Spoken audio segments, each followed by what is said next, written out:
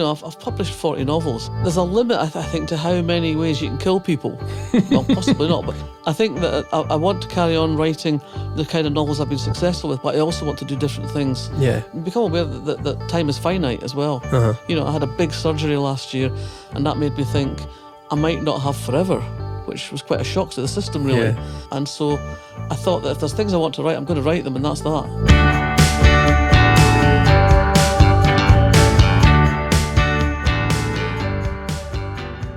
Hello and welcome to Collected, the podcast about writing from the Royal Literary Fund. I'm Doug Johnstone, a novelist and an RLF fellow. This podcast aims to give a more rounded picture of the writing life than we often see in the media. We'll be dipping into the RLF archives as we go, listening to short pieces by other writers as launching off points for our conversations. Today, I'm delighted to have in the studio none other than Val McDermid. How are you doing, Val? Good, thank you. Good. I'm about to sing your praises, so just... Excellent. I'll just tune out. Sit there quietly and glow. So if people don't know, any listeners, Val is an international #1 best-selling author whose books have been translated into over 40 languages and sold more than 19 million copies worldwide. Is that up to date? Do we know? 20, I heard the last. You need to get someone to update your website. Yes. She's written 40 novels, which include 5 series, as well as many standalone books. Since her debut, Report for Murder was published in 1987. She's also written novellas, short story collections, non-fiction, drama for radio and theatre, a graphic novel, a children's book, amongst many other things. Val has won countless awards around the world, literally too many to mention, or this would take up the whole hour. Notably, in 2016, she received the Outstanding Contribution to Crime Fiction Award at the Theakston Ó Peculiar Crime Writing Festival, a festival she herself co-founded in 2003, which is now the largest of its kind in Europe.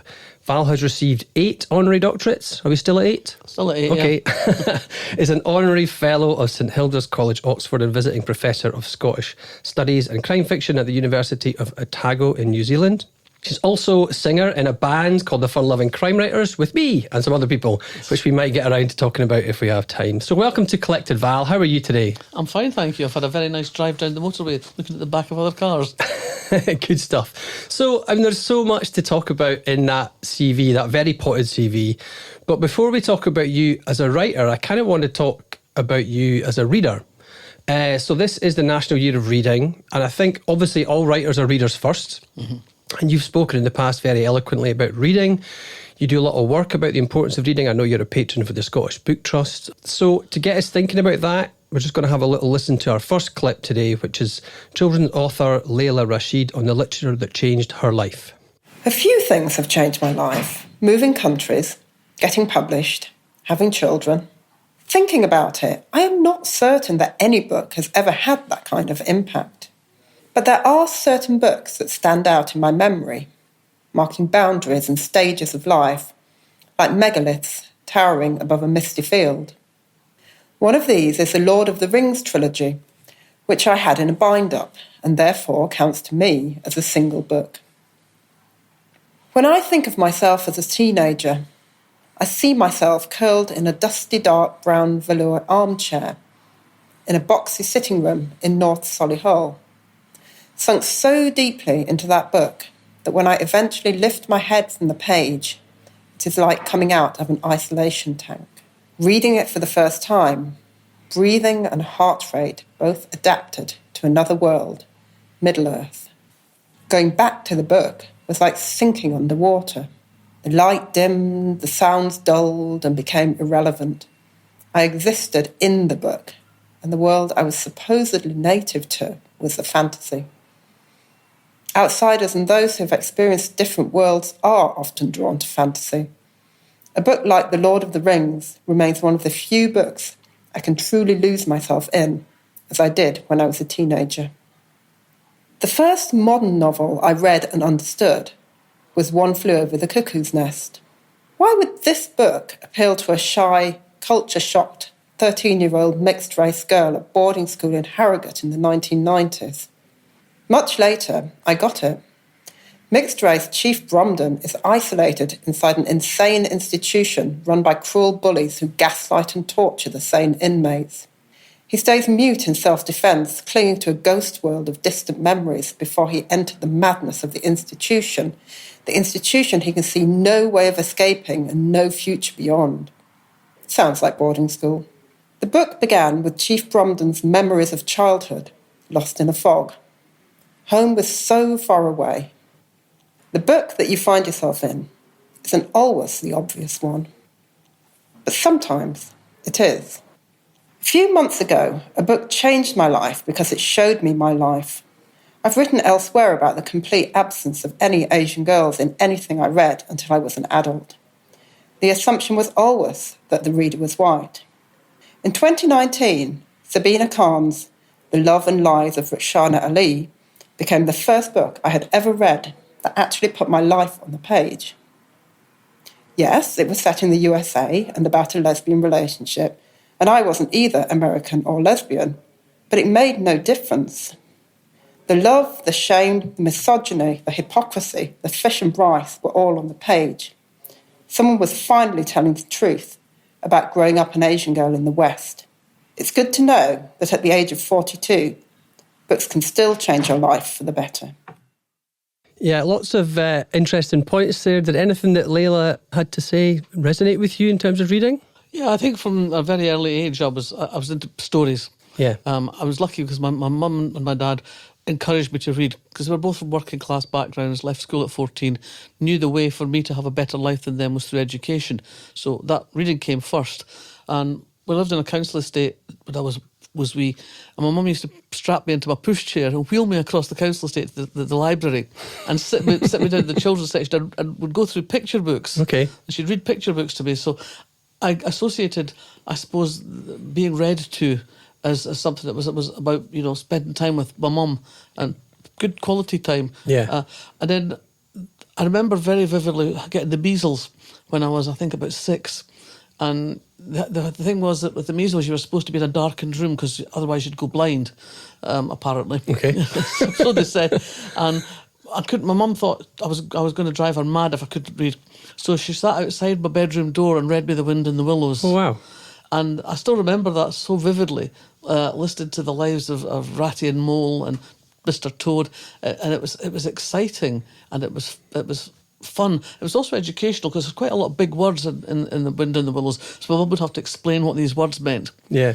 And when I was 6, we moved house to live opposite the Central Library, and that was me gone. Yeah. It was my home from home. Pretty much every night after school. You could take out 4 books at a time, but was it Scotland and Presbyterian? 2 of them had to be non-fiction. Heaven forfend you should have unmitigated pleasure. But for some reason, drama and poetry didn't count as fiction. Okay. So I was quite a wide range of choices, and that really kept me going. And I read and read and read and read. Various books had an influence on me back then. The Shalley School series of books was very important to me. Most children's book series are not real series. Right. There's no sense of the passage of time. Yeah. There's nobody in the Famous Five ever says we shouldn't go into that dark cave on our own by ourselves. And because every time we've gone into someplace dark by ourselves, something bad has happened to us. There's never any reflection or any sense of time passing. It's always the same sempiternal summer. So I think about the thing about the Shalley School was time passed, right, and okay. events had consequences. So every book covered a term in the life of the school or a year in the life of the school. Because there's lots of books in that series. Yeah, it's 50 odd. Wow, okay. But you could never read them in order, of course, because it was the library. Yeah. You just went and you got whatever book was on the shelf. So you, as well as having this sense of events that had consequences, sometimes you discover the consequence before the event. And sometimes you'd just be reading away and you think, oh, that's why she's like that. That's why those two don't speak to each other. So it was exciting as well as what was in the book. It was what was out with the book, the world of the book. Yeah. And that must have been a real sense of escapism, those books, because, it would have been very different from your life growing up in Fife. Yes. I mean, I remember saying to my parents, I must have been probably about 8 or 9, saying, why can't I go to a Swiss boarding school? And their answer was? Hysterical laughter. But do you think subconsciously that led you to, because you applied for Oxford, you went to Oxford University, which was it might as well have been the Shalley School for girls. Yes, absolutely. It feels like pie in the again sky. was the Shalley School, because everyone who went to the Shalley School as they grew up when they went to tertiary education, they either went to the Sorbonne, and I knew my French wasn't good enough, or they went to Oxford, or they went to the Kensington School of Needlework. Now, you're looking at a woman who can't even sew on a button. So Kensington School of Needlework was out for me. And so I thought, I'll go to Oxford. Just like that. Just like that. I didn't know anything about Oxford. I didn't really know anything about England. We'd been on holiday to England once. Right. And we'd been to Blackpool. So that was the extent of my knowledge of England. I was expecting fairground rides, you know. That's just like Oxford University, I found. Absolutely. Yeah. Well, interestingly, the other thing that Layla talked about there was kind of seeing herself, like, in books. And, I mean, your first novel featured Lindsay Gordon, who was a lesbian journalist. Want to discuss that? Well, was that a case of, like, you hadn't seen that kind of life depicted in fiction? I hadn't seen lesbian lives depicted in fiction. Right. When I went to Oxford, I didn't really know very much about anything. And I read a couple of books there that really did change my life. And one of them was Kate Millett's Sexual Politics. I was used to reading literary criticism of the traditional schools. You know, it was just so eye-opening to be confronted by Kate Millett looking at things through the eyes of a feminist. And it just blew my mind. I went into my tutorial the next week just babbling about this amazing book and how it made me think again and all sorts of things. And my tutor, who was very proper, very English, said, yes, dear Kate. I'm like, what? I was her supervisor for the PhD that led to sexual politics. I could not make sense of that at all. It would be like, you know, sort of Margaret Thatcher editing Karl Marx. It's just like... And so I decided that I read Sexual Politics. It changed the way I approached all the rest of the literature that I was reading. And so I thought, I need to meet other women who think like this. Yeah. And that led me to the feminists. The feminists led me to the lesbians, and the rest is history. But when I started writing fiction, there were really very, very few novels that featured lesbians at all. I mean, you had The Well of Loneliness, but that would hardly make you read that and think, I don't want to be one of them. I don't want to wear a man's suit. I don't want to be called Stephen. Yeah. I met the other feminists, and I gradually realised that there were books out there with lesbian protagonists, but they were all coming from America, and there wasn't really anything comparable in the UK. And I wanted to write crime fiction by then, because I'd always read a lot of crime fiction. And I thought, well, maybe I could write a lesbian private eye or a lesbian journalist or something like that. And I could use journalists because I know what journalists do. Yeah. I know what the job entails. I know what you can and can't do. I know where the potential threats lie. I know where the potential difficulties lie. I'll use that. Yeah. And then so that was I wrote my own life into a book, if you like, because there wasn't anything else. Yeah. One of the other things that Layla was talking about in that clip was how we tend to think of, like, you know, books that change your life as being early, like, experiences. But, I mean, she was talking about things that continue to change your life. And I know that, I mean, at the Harrogate Crime Writing Festival that we have both attended many times, you for a long time were very keen on debut fiction, because you programmed the New Blood panel, which is debut crime novelists. So do you find that you're still getting blown away by books now? Yeah, I do. I mean, I had 20 years of programming the New Blood programme. That's like, 80 books that I chose. But out of that, there's a whole lot in the hinterland that didn't make the cut for various reasons. And I found that exciting, because seeing what new writers, young writers were doing, made me look at my own practice and looked at the kind of things I was writing and the way I was writing them. So for me, it wasn't just an experience of good reading. It was an experience of understanding the world I was operating in. Yeah. And I think that's one of the things that's kept me excited about writing all this time. I mean, it's 39 years since Report for Murder came out, but I'm still as enthused about writing as I was then. Yeah. So for me, it was a really valuable access to all these books. And in between, of course, I've been judging various other prizes. This year I was judging the Gordon Byrne Prize. Yeah. And that really opens your eyes to what other people are doing with writing. And I loved that. It was so exciting. It's really I've been a judge on that prize as well. It's really fascinating, isn't it? Because it's an incredibly diverse long list and then short list of all sorts of different kinds of books and styles of writers. Yeah, I mean, fiction and non-fiction. Yeah. And people walking the tightrope between the two. This year's winner, Endling, does exactly that. It starts off as a novel about marriage agencies in the Soviet Union, and ends up being a completely different thing, because in the middle of it all, the Ukraine war breaks out. It finishes off in a different place altogether.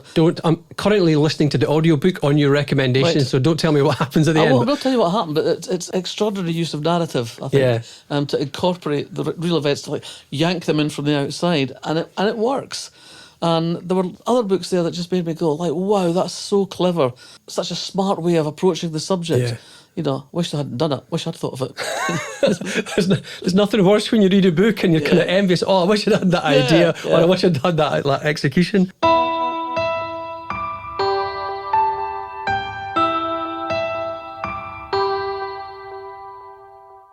Well, that's already kind of bringing us on to kind of the second thing that I want to talk to you about, which is like about, I think as writers, we have to keep challenging ourselves and stay curious. You've already touched on that. So to get us thinking a little bit more about that, we're going to have listen to a little clip, which is by author Howard Linsky, who we both know a little bit, talking about being genre fluid.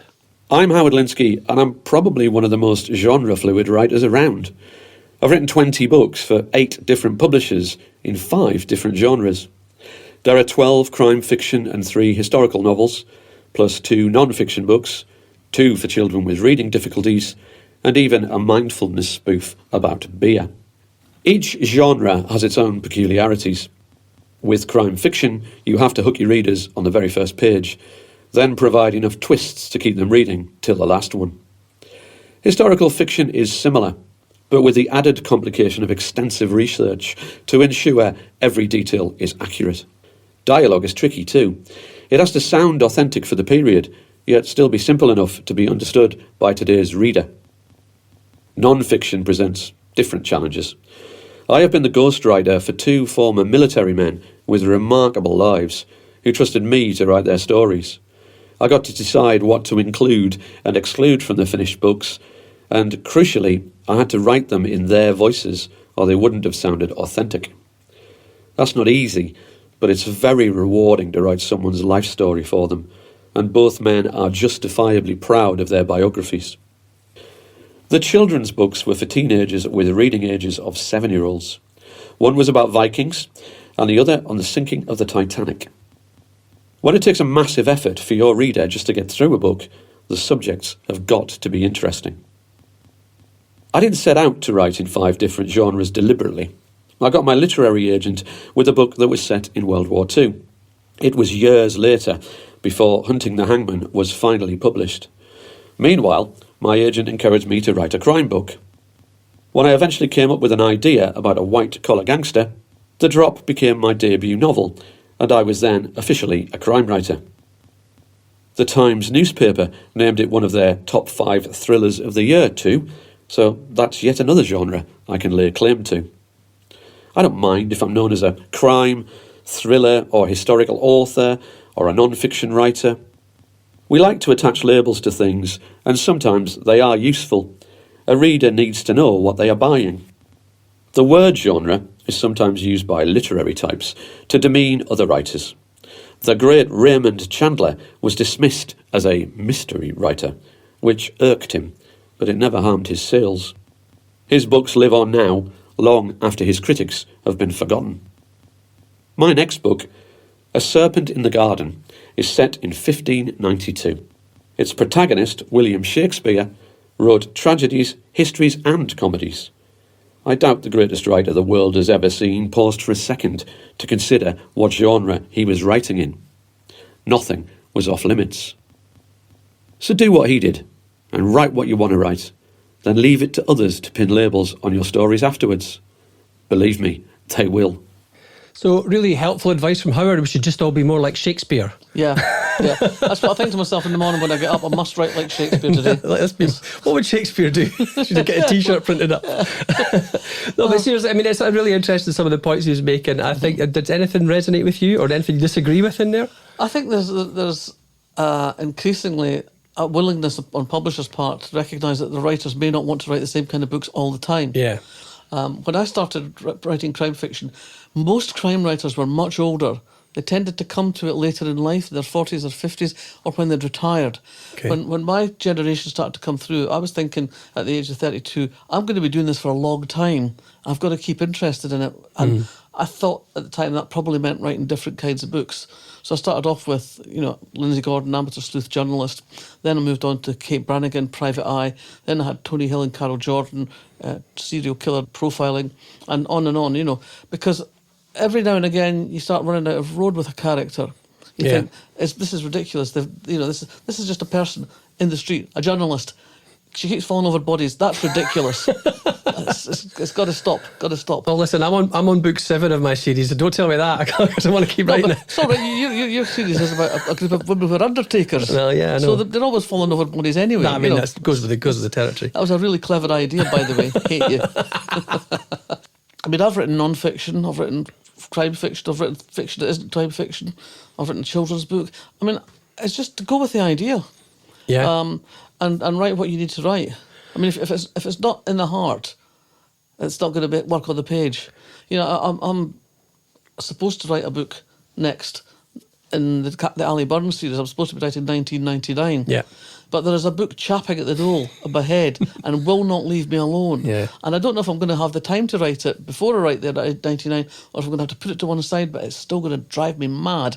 Yeah. And the next book I have coming out is a collaboration with my partner, which is a historical exploration of the Scots' attempt to form a colony at the end of the 17th century, the Darien Gap. Yeah. And the book's called This Door to the Seas. This Door of the Seas, I always get that wrong. So embarrassing. This Door of the Seas. It's not out yet. You've still got a while to get used to it. Yeah, and that's completely different. It's a historical novel. It's not a crime novel, well, unless you consider the sort of wider crime. Yeah. But it's not a crime novel. But I'm hoping that people will buy it and read it. Well, I'm going to come back. I want to come back to talk about that in a minute. But we've had this discussion before where it seems to me your writing is more diverse than ever now. You seem to be having a hell of a lot of fun with what you're doing. And that, I mean, you're doing all these other things. Like I want to talk about Queen Macbeth, which was another historical novella that you wrote recently. So why do you think that is? Have you just, I don't know, reached a certain point in your career where you just think, sod it, I'm just going to do whatever I want? Pretty much, yeah. It's also. I think I've reached a point in my career where people come to me with ideas that I might like to do. The Queen Macbeth was the publisher coming to me and suggesting that I did this, and it appealed to me. The little memoir thing I've just done called Winter, again, that was a publisher coming to me and suggesting this, and I thought, yeah, that's a good idea. I say no a lot of the time as well. Also, I feel I have the freedom now that it's like I've earned the right as well, to write what matters to me. My main publisher doesn't always find this comfortable when I go off and do what they call a side gig. Yeah. But for me, it's important because it keeps me interested and excited. I've published 40 novels. There's a limit, I think, to how many ways you can kill people. Well, possibly not, but I think that I want to carry on writing the kind of novels I've been successful with, but I also want to do different things. Yeah. Become aware that time is finite as well. I had a big surgery last year, and that made me think I might not have forever, which was quite a shock to the system, really. Yeah. And so I thought that if there's things I want to write, I'm going to write them, and that's that. So is it like, there's sort of side gigs, as your publisher calls them, are they like palate cleansers compared to the crime fiction, or is it more, you see them more, or even like at the same kind of level that you're just doing a different thing?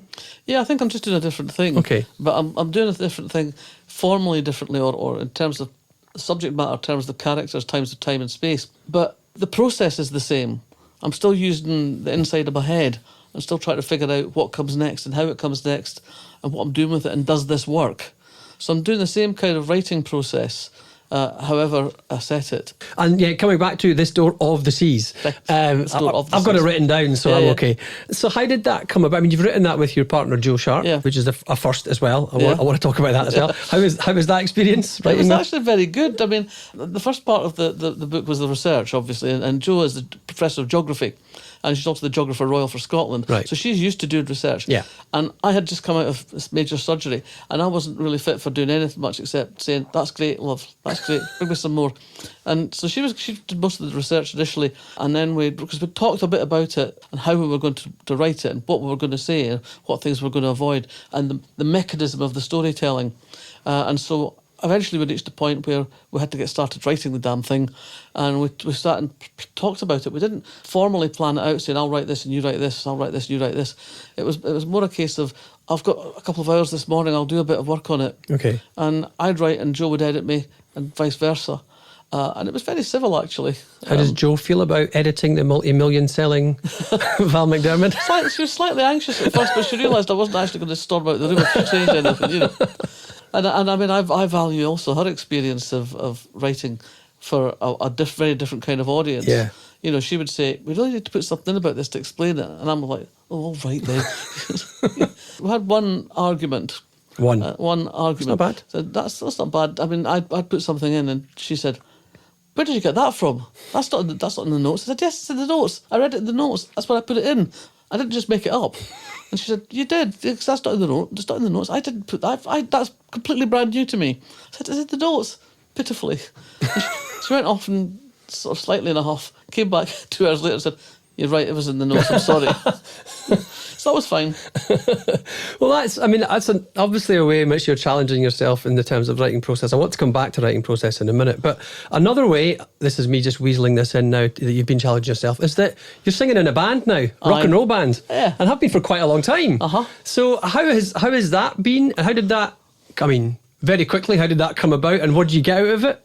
A bunch of crime writers were at a conference in New Orleans. You were one of them. You were there. Yeah. And the house band was rubbish, and the people in the audience were shouting, come on, let's have the Brits. And you and Stuart Neville and Mark Billingham staggered up onto the stage and drunkenly performed 3 numbers. Yep. One of the people in the room was one of the programmers of the Edinburgh Book Festival, and he came back and said, you should get the band on. and you rang me and said, we've got a gig for the Edinburgh Book Festival, and we've got like 3 singers and three band members and 3 songs. We need a bit more. We need to bring some other people in. We need 90 minutes of material. Can you sing? I mean, we'd done things together before, so you knew I could sing. That's the thing, yeah. Yeah. And we've all, one way or another, been involved in bands or some kind of music all our lives. Yeah. And it was just exciting. I mean, I sang a lot in folk clubs when I was younger, and I've sung in various places at various times. But this was a real chance to make something fun happen, and people could enjoy it. Yeah. And we enjoy it. We enjoy it so much, more than the audience probably. Well, I don't know. I don't know. I mean, it goes down pretty well. I mean, we played Glastonbury twice, Well, so... We've played lots of festivals, and we play a lot with book festivals. Yeah. And they're very tolerant audiences by and large. And there's people who have come and seen us like several times. Yeah. And not necessarily people who are related to us. Yeah, it's quite scary, isn't it? It's quite scary, yeah. But it's so much fun, and it has been. I mean, if someone had said to you before that, oh, you're going to spend the next, I mean, it's been a long time now, 8 or 9 years. Yeah. You're going to be in a rock and roll band. What would you have said to that? Oh, good. When do we start? Yeah, well, I didn't imagine it. I did not imagine I would spend my 60s playing in a band. Yeah. I really didn't imagine it. And it's great to work with you guys as well, because it gives us a bond as well. Yeah. It gives us a chance to talk openly about our work and things that frighten us and things that we don't like and we're not happy about. We've become a kind of club in a way. Yeah, it's a wee gang. So the gigs are great. Performing is brilliant, but I actually prefer if we go away somewhere just hanging out. Yeah. Like there's the sound check and we go out for dinner and we hang about for drinks afterwards. That's the best bit. It is. That's the fun bit. I've found it liberating. Another way in which you mentioned already about the Lindsay Gordon's series where you were kind of using from your own experience. And you didn't do that so much for a lot of your other crime fiction, but then you came back to it with Ali Burns, which you mentioned. So just to quickly explain it, you announced that it was going to be 5 books set a decade apart, so from 79, 89 onwards, featuring Ali Burns, who is a journalist certainly in the first book.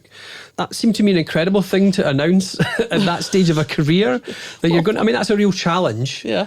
So how's it going? You said you haven't. It's going pretty well. I'm about to dive into 1999, and I had a great idea just the other night that we were having a conversation and we were talking about something, and I just thought, oh yeah, I can use that. I just noted down on my phone while I was there, because I don't remember things quite so well at the moment. Yeah.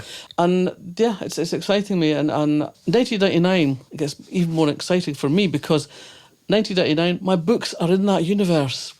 Yeah. My characters are in that universe. It's my world. I built it. And there's no reason why I can't put people from other books walking through the middle of the book. You're going to get meta on it. Okay, very meta. Very meta. Yeah. It'll make a good PhD for somebody. Yeah. You know. In the existing Valaverse. Yes, it's the Valaverse, yeah. And I don't see why not. Who's going to stop me? Yeah. I'm looking forward to finishing it, actually. I'm looking forward to getting right through it. It's actually partly a way of avoiding writing a memoir. Right. Because my publisher has been nipping my ears saying, you should write a memoir, Because I've written a couple of things that are in that sort of adjacent to that. But I don't want to write a memoir, because if I was going to write a memoir, I'd want to be honest. And if I'm going to be honest, I'd have to kill quite a lot of people. And I don't want to go about the place hiding things that happened. Yeah. Because I don't want to offend somebody.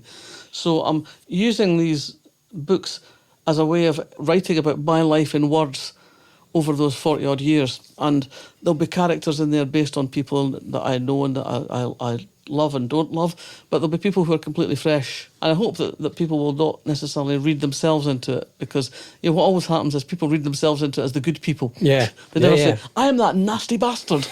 They never say that, funnily enough. I know, funny that. It's a way also of writing about the events of those years, because things get forgotten very quickly. Yeah. 1999, the Scottish Parliament was started. Which of us can remember anything apart from Sheena Wellington singing? Yeah. So there's all those sort of things to go at and enjoy. Yeah. And actually remember all the facts. Aye. Are you a professional writer struggling with financial difficulties? The Royal Literary Fund is here to support you. At the RLF, we believe that every writer deserves a chance to thrive, no matter what life throws your way. We offer a variety of hardship grants tailored to help professional writers in need, whether it's short-term relief or ongoing support. Perhaps you're dealing with an unexpected expense, a drop in income, or facing challenges that make writing difficult, such as illness, disability, or now relying on your pension. If you're eligible, our grants team will walk you through our discreet and confidential application process, ensuring you receive the support you need. Visit rlf.org.uk to check your eligibility and inquire today. The Royal Literary Fund. We believe writers matter because writing matters. Well, listen, we've already touched on this a little bit, but I want to dig a little bit deeper into writing process. And so with that in mind, let's have a listen to our third clip, which is novelist and short story writer Kinnan Jones on how he writes. Shortly before 10 a.m, I make toast and spread on homemade marmalade. I decide which coffee I want, grind it, and make a cafetiere full. Then I go to my writing shed. At 10 a.m, I start to write. By 10 a.m, I've been awake for 5 hours or so. I've focused on the day's work. I know exactly what I want to say. I decided on the first line of the day while I brushed my teeth. Ahead of writing that first line, I choose to make overhanging edits from the day before, clear them from my mind. By 10:30, I'm on the new work as intended. I write in bursts, or very slowly, keeping my eye on the things that happen and mining them for feeling and reaction, meaning and suggestion. Everything ahead is very clear. I know my destination for the day, as well as where to start from. At 1 p.m. or 2 p.m, it tends to be one or the other, I get up from the desk. I feel somewhat punch-drunk. As soon as I put down my pen, my stomach feels hollow. I eat a simple lunch. Two things might happen then. Either I'll return to work, or I'll go out for a walk. Sometimes it's easier to think things through on foot. Sorry, actually, scrap that. Let me start again. Shortly before 10 a.m, I make the mistake of quickly checking my emails. They immediately distract me. I switch my phone to flight mode and try to focus back on work while I make some toast. I remember I finished a jar of marmalade yesterday and have forgotten to get more from the outside store. I come back with the marmalade and realise I didn't plunge the cafetiere before going out to fetch it. The coffee will be stewed. I haven't slept well and I'm tired. I've been awake since 5 a.m. Nevertheless, I should push on. I have no idea what it is I want to achieve today. Shortly after 10, I get to the writing shed. I pour a cup of coffee and stare. Yesterday's work is a pile of shit. I start to scratch out words, question sentences, make edits. I don't believe the sentiments I've put down on the page. Outside the window, 2 blackbirds turn over fallen leaves. Maybe I should bin the day and get back to emails. I have an interview to answer, an online course blurb to write up. I haven't tweeted for a while. I must have been deluded yesterday. I read another dreadful paragraph. This book is dire. The story doesn't work. I sit there, staring at the blackbirds. Coffee's insipid. No, right, scrap that too. Shortly before 10 a.m, I find the bread is mouldy. I can't write without marmalade on toast. I tell myself it doesn't matter. But yes, it does. I need marmalade. I have to have marmalade toast, don't I? This is how I write. Yeah, so I was all set to strangle him halfway through that. So, I mean, that's obviously, he's kind of digging in deep into the writer's existential angst there. Is there anything you can relate to in that? Absolutely. I mean, the whole thing of having to get started in the morning mine starts with a couple of cups of coffee, and I'll sort of wander off to my desk. And the emails are always there from the day. From the overnight emails come in. Some days I just don't know how it possibly can be that many things in my inbox. And so I'll go through them and decide which ones I want to answer and which ones I'll leave for later in the day when I'm feeling more belligerent. Yeah. And so I'll deal with the emails, and then I'll boot up the pages that I wrote the day before, and I'll go through them. That's the first thing I always do, is revise what I've done the day before. Okay. And every couple of weeks or so, I'll take a bigger chunk, 20 to 30 pages or even more, and read through all of that to make sure everything's still flowing. And I've stayed in touch with the story and the characters all the way through. That I've not left somebody sitting on a wall somewhere for 3 weeks. Yeah. And then I start writing, and I write in 20-minute bursts roughly. Okay. 20, 25 minutes. I was told recently that this apparently is the, what's the word? Pomodoro method. Pomodoro. Yeah, I've heard that, yeah. I mean, of course it was a man who thought that up. I mean, I just write in bursts and chunks, and it's not like slicing a tomato. It's not like whatever. He apparently had a kitchen timer in the shape of a tomato. All right, okay. And I don't have a timer. I just know roughly that's how it happens. Yeah. I write for a bit, then I realise it's like 20, 25 minutes have gone. So then I'll go and write my emails, or go to the shop, or play a computer game for 20 minutes. And do something that takes my mind off the immediate thing in the book, because I like it's like freewheeling. Mm-hmm. You let your brain, your subconscious, do the work for you. Yeah. Like as the day goes on, I'll probably go for a walk at some point and just break the day up with various things. Sometimes household chores, not many household chores to be perfectly honest. But I get through the day like that, and there comes a point where it just stops working for me. There's nothing left. The tank's empty. Okay. And I'll usually have written 2,000 or 3,000 words. Okay. But sometimes a lot less than that. Right. And so I finish off for the day and go merrily down the stairs. Nice. Has that always been your method? Has it changed over the years? Can you remember what it was like when you were also, to begin with, you were also a working journalist? Yeah.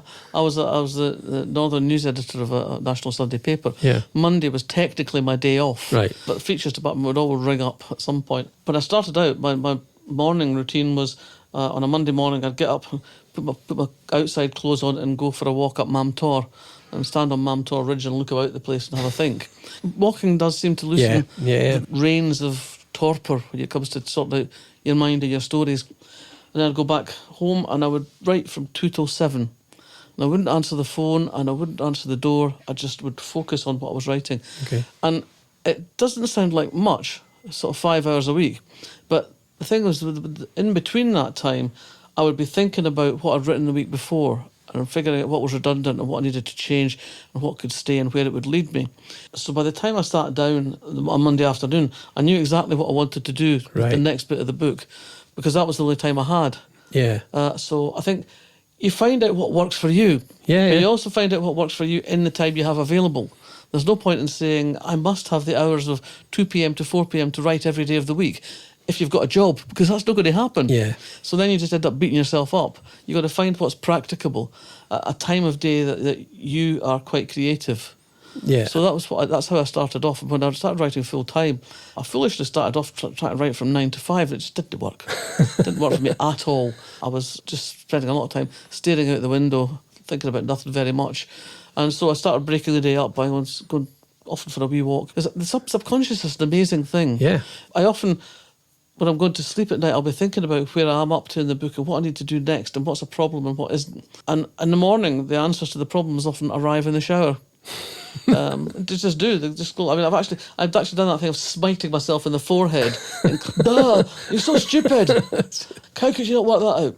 So it's something that I guess my subconscious does when I'm asleep. Yeah. It knows what I need. And you're right about that thing. I mean, I think non-writers think that you'll sit down 9 until 5 and just be scurrying away, and it absolutely doesn't work like that. I remember that when I first started and I had really young kids that I was, doing most of the childcare, and you were just grabbing snippets of time. They're now teenagers and grown up. I've got a lot more time, but I don't necessarily write anymore. Yeah. Because I still have to sort of kid myself into thinking I've only got a limited amount of time because then I'll get on with it.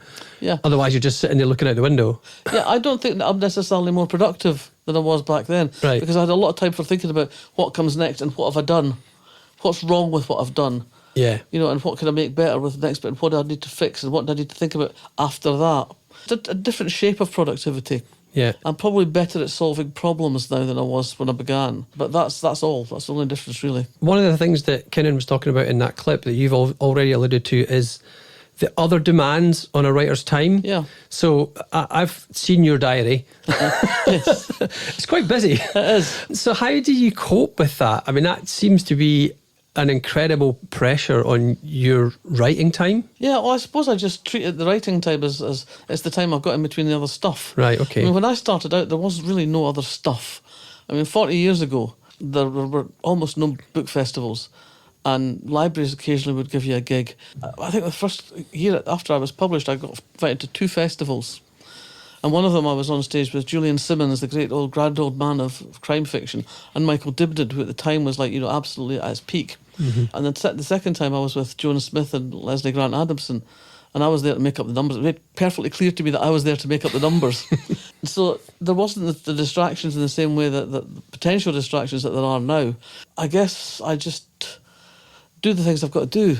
Right. And try to avoid the things I don't have to do. You're probably quite experienced at that now. It's difficult. I mean, it's difficult to try and find a way to manage the time. I won't lie, because people offer me gigs that I think that'd be real fun. I'd like to do that.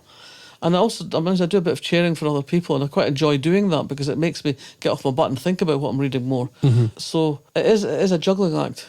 I'm very lucky. I've got a very supportive team. My agent and my publicist are very good at working out how I can fit all this into my jigsaw puzzle diary. And I have chunks of time when I don't do very much at all outside the house. Okay. I don't do events at certain times of the year because I know I've got to get the book written. Mm-hmm. Another thing that Kinnan was talking about in that clip is, do you still have doubts about the material, about the work? Like, everyone hits the doldrums at whatever it is, 20k, 30k, 40k words, whatever it is. You've got 40 novels under your belt. Surely you don't have those doubts, Val? Of course I do. It's the same, but every book is the same. Yeah. You get to a point in the book where you think, this is a bag of shit. Nobody's going to want to read this. I don't. Why did I start writing this? It's rubbish. Nobody. And I get very angry with myself for wasting all this time on a book that nobody's going to want to read. And I'm quite unpleasant for a couple of days. So it's a quite verbal equivalent of kicking the cat. Then I sort of get a grip of myself, because by that time I know perfectly well that if I say this to my editor or my agent, they're just going to say, oh, you always say this. Yeah. And I do. I always say it. It comes at that point comes, and you just have to get through it, grit your teeth and get through it. Yeah. I'm the same with my missus, that I meet her for lunch and she's like, how's it going? I was like, oh my God, it's absolute garbage. And she's like, Doug, the last 19 books, you've said exactly the same thing. It'll be okay. Yeah. And then you just want to slap them, don't you? You're just like, you don't know this. No, this you one. have no idea what this is like. No, this one really is bad. Yeah. So you do it. I mean, the doubts are always there. The doubts are important because the doubts are what drive you to be better. Yeah. I remember years ago hearing William Golding being interviewed on the radio. He'd won the Nobel Prize, for God's sake. And he was talking about his books, and the interviewer said, I suppose when you get to the end of a book, it must feel like an enormous sense of relief. And he sort of was a pause. He said, well, in one respect, yes. But the other thing is I sit there thinking, can I ever do this again? And so, if someone like that has issues with it, why should I be worried about having issues with it? But it's a terrible time. And sometimes I changed my writing method. I'd written my first 12, 14 books with a very detailed breakdown of chapter by chapter, scene by scene, because that was the only thing I knew how to do, and I was worried that I didn't really do plotting very well. So I did all that, and then I went through the book, beginning to end. I'd go for wee diversions, because I knew where I was going back to on the story spine, but that's how I'd done it. And I started writing a book, and I got halfway through it, in the early stages, planning it, plotting it, got to a point where I wasn't sure what happened next, and I couldn't figure it out. And I got a bit panicked, and then I thought, well, I'll know when I get there what comes next. So I wrote the first chunk of the book, and I got to the place where I didn't know what happened next. And I didn't know what happened next. I still didn't know what happened next. And I was really in a state of ferment. What do I do now? What do I do? And my editor would phone me up from time to time and say, how's it going, darling? I said, I'm writing, it's fine. But I wasn't. And I reached a point where I had 2 weeks left before my deadline, and I had half a novel. And I ran away. I went away to Italy, to a place I'd stayed before where there was no outside distractions. There was no internet, no phone, no telly, no radio. I made myself sit down every day in the morning, 7:30, start at 7:30, write, finish at 7:30, have a shower, go downstairs for one of Mama Rosa's home cooked dinners, bottle of wine, go to bed, do it all again the next morning. And it was sheer force of will that got me through that. And after 9 days, I'd written 65,000 words. I mean, I think about it now, I still feel like breaking out in a sweat. That's what was making me feel a bit ill. Yeah, and so I sent it off to my editor, thinking, is this the end? Have I come to the end? Because some writers just do. They just don't have what it takes to carry on. And I sent it off to her, and I came home, and a couple of weeks later, she phoned me up and said, darling, this is the best first draft you've ever handed in. And I was just thinking, oh, God, no. That's what I'm going to have to do every time now. But I guess it taught me quite a lot. It taught me that I know more than I think I do. Okay, yeah. About the book. So now I know where I'm starting, and I know what I'm aiming to end at, roughly. Sometimes it's not totally clear. And then I know the 2 or 3 turning points along the way, and I know what the book's about. And then I just start and write. And that seems to work for me now. Yeah. So it's turned out all right in the end, but God, there was a few weeks there where I just thought I was in complete state, complete panic. Yeah. I was, what am I going to do? I'm going to have to go back and be a journalist again, because I'm completely unemployable now. You don't strike me now as a writer who is in any danger of running out of ideas, because you were just talking earlier about having new ideas sort of nipping at your brain instead of the book you're, inverted commas, supposed to be writing. Yeah. Do you ever worry that it's going to dry up? Well, I used to worry about that. Yeah. But I mean, now I don't, because ideas are everywhere. Ideas are cheap. It's finding the time to develop them that's hard. That's when people come up to you and say, I've got an idea for a book, it's like that's the most pointless thing ever. Yeah. Well, we're develop it and we're write it. Yeah. Ideas are 10 a penny. Yeah, they are. Ideas are. You can't get through the day without brushing up against something that's a potential idea. Yeah. It's something you hear on the bus or in the queue at the supermarket, or when you come home, somebody says in passing on the radio. There's things all over the place that are ideas, and the only thing you can do with them is go, well, what if? Yeah. What if that? What if that? What if that? And then you start to get something that might just make a story, and you write a few notes in your notebook, and you go back to it 3 weeks later and you think, what was that? But some things stick and some things don't. And that's just how you progress.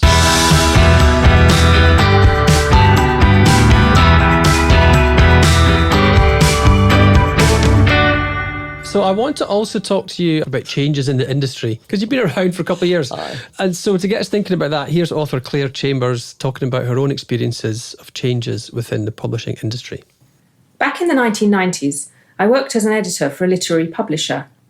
One of my jobs was sending out rejection letters to aspiring authors whose books had been sent to us and found wanting. This was most of them. We were only a small outfit, and with the best will in the world could only publish a handful of new titles a year, on top of submissions from our contracted authors. It was, of course, impossible to read everything that came in. I was responsible for deciding the fate of anything from 15 to 30 full-length manuscripts a week, on top of my regular duties of editing, copy editing, proofreading, writing blurbs, and briefing designers. I have heard other publishers and agents proclaim loftily that they read everything they are sent, but I don't believe them. There would be no time to do any actual publishing at all if that were the case. More plausibly, I recall hearing of one publisher with an unusual way of separating the wheat from the chaff. Straight to the reject pile went anything with an exclamation mark in the title, anything in which the main character appeared on the first page, and anything set in or posted from Cornwall. I like to think our methods were a little more discerning. I may not have read every manuscript all the way through, but I read all of them some of the way through, and certainly never rejected anything unexamined. The golden rule for dealing with the year-round deluge was not to keep anyone waiting more than 3 weeks for a reply. Disappointment is far easier to take when it comes swiftly, and no one should have to chase up bad news. I can still remember the form of words we used for our brief photocopied rejection letter. Dear X, thank you for sending us your manuscript, but I'm afraid it is not suitable for our list. I'm sorry we cannot give reasons for our decision. We receive so many submissions. It struck me at the time as being somewhat terse, and as this was the era of the typewriter, not the computer, there was no disguising its impersonal nature. but it was at least honest. And if, of course, the manuscript had been deemed interesting enough to merit a thorough read, the reader's report would be included to give the writer the benefit of some useful feedback.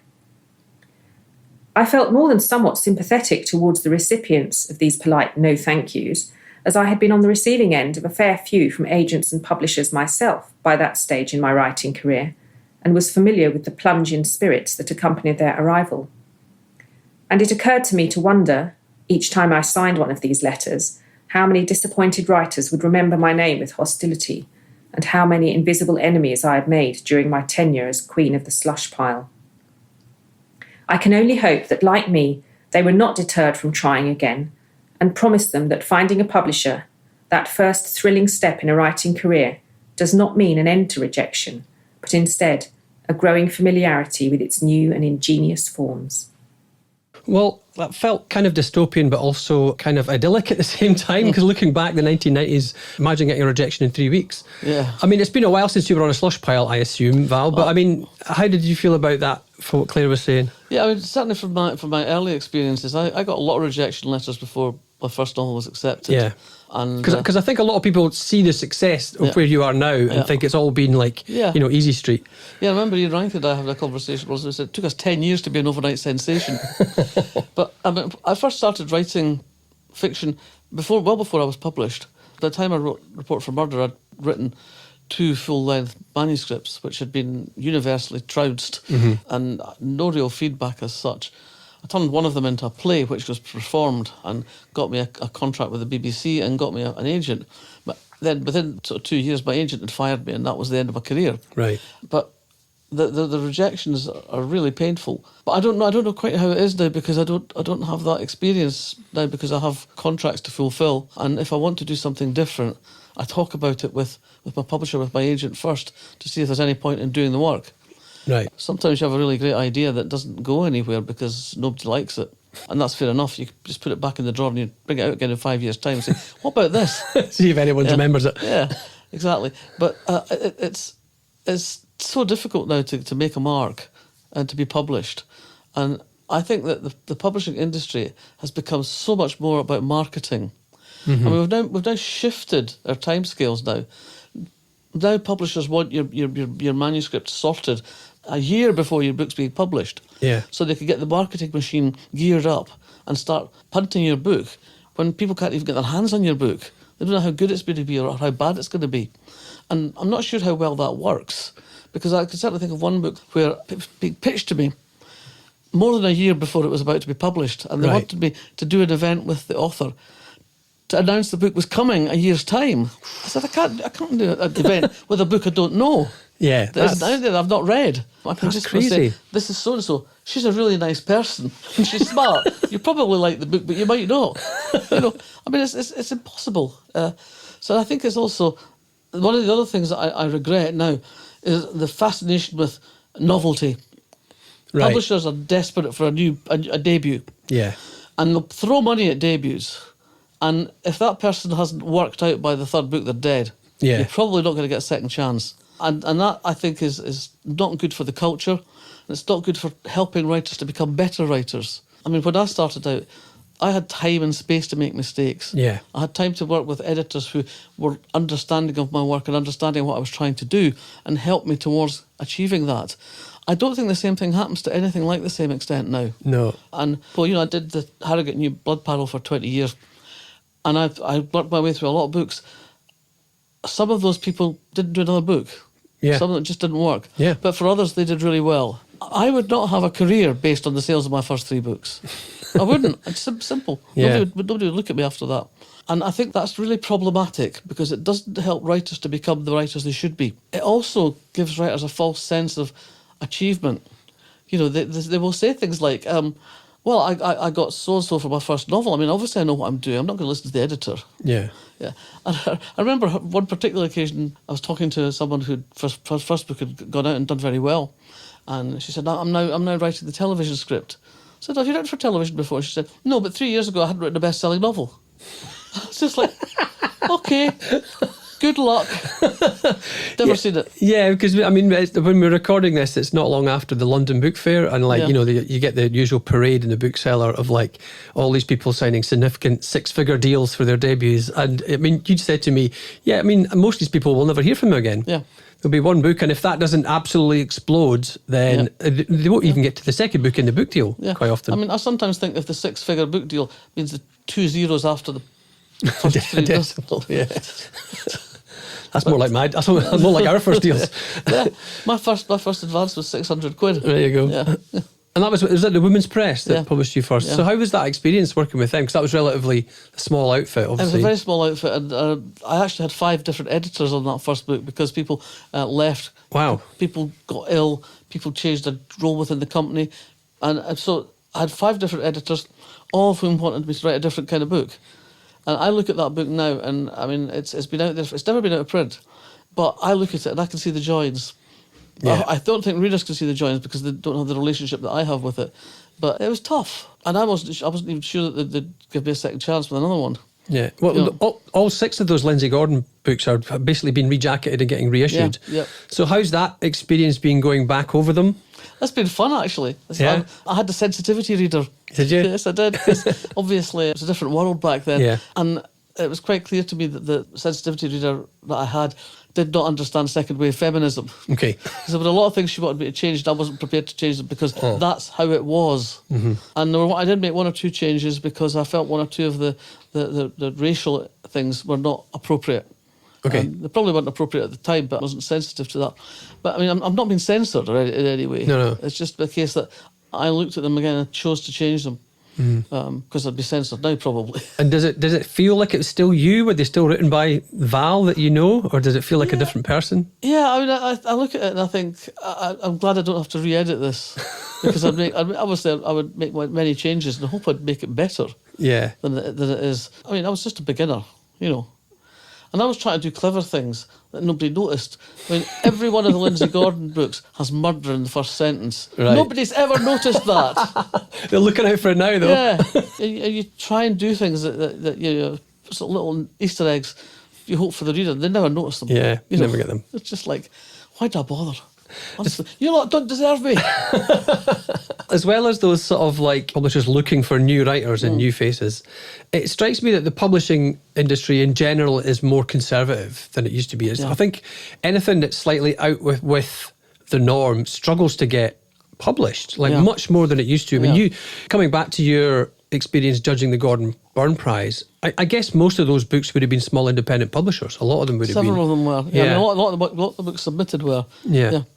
Because so how do you feel about the way that the mainstream publishing is going? Because you see, you know, absolute swathes of kind of identikit books, I think, in bookshops, and it kind of gets a bit depressing. Yeah, I think one of the problems is that publishers have a tendency to be conservative and not want to take risks. So if you have a big breakout book like Richard Osman's first book, suddenly next year everybody's got a book set in old people's homes. Yeah. You know, and same with Stieg Larsson, The Girl with the Dragon Tattoos. Suddenly we had this great, everybody had to have their Scandi writers. And there's only a certain number of good books that are going to come out of that corner of the market, you know, any corner of the market. Yeah. So you get this flood of inferior second-rate books that puts people off. Yeah. And so they're going to think, oh well, we got all this hoo-ha about the last book that had this kind of jacket. I'm not going to buy another one of those. And so in that way, I think publishers are somehow spoiling the market for themselves. Yeah. And it is difficult, I think, to find space for the originals, the real, truly original books. Yeah. The other thing that I think was interesting from what Claire was talking about is that this was kind of looking back in the 1990s, but the demands on editors' time, has become so much bigger. And I feel that, and I know talking to other authors, that since COVID, since lockdown, it's become so much worse that they just have so little time for anything. And I don't know what you think about this, but I feel like quite often writers are not really getting edited as much as they should. So I've read published books which could have done with a more firm red pen. Yes. How do you feel about that? Well, I have to say, I don't feel that that's what's happening in my own case. No. I still feel I get the time and the attention that I would like. Mm-hmm. But yeah, I do agree with you. I mean, I still read a lot of debut novels. I still read a lot of early career books. Not just early career books, but some well-established writers who could lose 200 pages and you wouldn't mind. But there are some people who will not be edited. I'm not one of them, by the way. No, I know that. Value that. Genuinely, I value what my editor inputs. That makes my books better. Yeah. Why would it not? Their job is to help you make it better. So, if you could give young Val any advice starting out just before that debut novel came out, what would you tell her? Well, be persistent and be patient. Yeah. And try and find some inner confidence to get you through the books, because you'll need it. And if there's one thing you could change in the publishing industry, that's a big question. You don't have to answer that. Everything. I would remove the sentence, everyone has a book in them, from the language. I think everyone has a book in them, and sometimes that's where it should stay. Well, on that bombshell, I think it's been a great conversation. So I just want to thank you once again, Val McDermid, for joining us on Collected. It's a pleasure, Doug.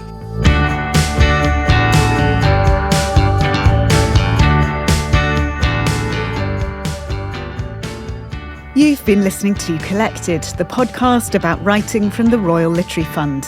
If you'd like to share any comments or questions, please use the hashtag RLFCollected on our social media channels. The music was composed by Andy Glenn. There was research by Nicola Baldwin and post-production by James Robertson. Our producer was Anne Morgan.